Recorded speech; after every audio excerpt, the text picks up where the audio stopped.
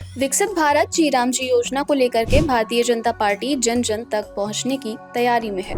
इसको लेकर के पार्टी ने राज्य स्तरीय कार्यशाला का आयोजन किया, जिसमें केंद्रीय मंत्री किरण रिजिजू योजना की जानकारी देने के लिए लखनऊ पहुंचे। उन्होंने कहा कि प्रधानमंत्री मोदी का संकल्प है कि गांवों का समग्र विकास हो, जिसको लेकर के हमारा उत्तर प्रदेश पर मेन फोकस रहेगा। मनरेगा से बनी योजना विकसित भारत जी राम जी गारंटी फॉर रोजगार एंड आजीविका मिशन ग्रामीण की जानकारी देने के लिए केंद्रीय मंत्री किरण रिजिजू ने कहा कि यूपी सबसे बड़ा राज्य है। लोगों तक बिल का लाभ बताने के लिए भाजपा और सरकार जनता के बीच जाएगी।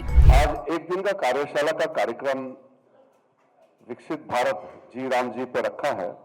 प्रेजेंटेशन इसलिए नहीं रखा कि कॉपी आपको दे देंगे तो आप डिटेल्स आप वहां प्रेजेंटेशन कॉपी से आप देख लीजिएगा। मैं सिर्फ इतना कहना चाहता हूं कि उत्तर प्रदेश बहुत ही महत्वपूर्ण प्रदेश, सबसे बड़ा प्रदेश होने के नाते इतना महत्वपूर्ण बिल जो पारित हुए हैं पार्लियामेंट में, इसको गांव लोगों तक इसका लाभ, बिल का जो प्रावधान है और इससे ग्रामीण भारत का किस तरीके से उत्थान होने वाला है, यह अभियान सफलतापूर्वक चलना चाहिए। इसलिए भारतीय जनता पार्टी और उत्तर प्रदेश में जो हमारा सरकार है एनडीए के, ये तालमेल करके संगठन और सरकार लोगों तक जाने का ये वर्कशॉप रखा है। जी राम जी योजना के फायदे गिनाते हुए केंद्रीय मंत्री किरण रिजिजू ने कांग्रेस पर निशाना साधा। उन्होंने कहा कि 11 लाख करोड़ रुपए खर्च करने के बाद भी मनरेगा में आम आदमी का कोई भी लाभ नहीं मिला। कांग्रेस ने मनरेगा को सिर्फ भ्रष्टाचार और पैसों की लूट करने का जरिया बना दिया था। उस मनरेगा के माध्यम से जिस राज्य को, जैसे उत्तर प्रदेश, जहां ज्यादा राशि जरूरत है, जहां एम्प्लॉयमेंट चाहिए ज्यादा, वो नहीं दिला पाता है, और जहां भ्रष्टाचार करके नकली नाम करके सिर्फ पैसा खाना है, जहां एम्प्लॉयमेंट इतना जरूरत नहीं, वहां उल्टा पैसा ज्यादा जाता था। यानी कि जरूरत के हिसाब से खर्चा नहीं हो पाते थे। नाम का गारंटी है लेकिन लूट का गारंटी था।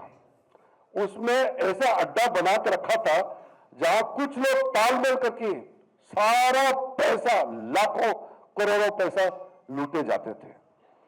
इसलिए बहुत सोच समझ के साथ भारत को विकसित बनाना है तो भारत के गांवों को हम पीछे नहीं रख सकते हैं, उसको आगे ले जाना होगा। इसलिए विकसित भारत के लिए जी राम जी बिल पारित करके आज ये कानून बना है। इसमें सबसे पहले तो जो 100 दिन का पहले पुराने प्रावधान था उसको सीधा जम मार के 125 दिन किया गया है। दूसरा, उसमें अगर किसी तरीके से विलंब होता है, डिले होता है, किसी तरीके से चूक होता है तो उसका पेनल्टी भी है, यानी कि असली गारंटी कि आपको अगर एक्ट के प्रावधान के मुताबिक रोजगार प्रदान नहीं किया तो दंडित होगा, यानी कि उसको पेनल्टी होगा। इसी प्रकार से इसमें एक जगह ऐसा नहीं छोड़ा जहां से पैसा का मिसयूज, गलत तरीके से इस्तेमाल करके भ्रष्टाचार करें, ये जगह नहीं छोड़ा है। पूरा डिजिटली सारा व्यवस्था को मेंटेन किया जाएगा,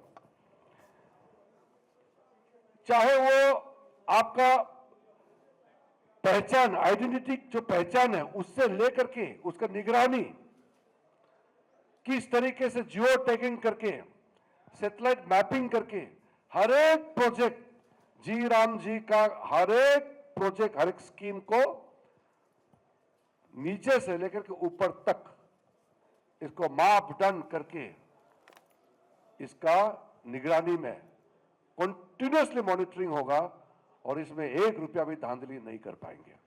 जी राम जी योजना को लेकर के बीजेपी जिस तरह से युद्ध स्तर पर काम करने उतरी है, उसे साफ नजर आ रहा है कि आने वाले विधानसभा चुनाव में इसे पार्टी का सबसे बड़ा हथियार बना सकती है।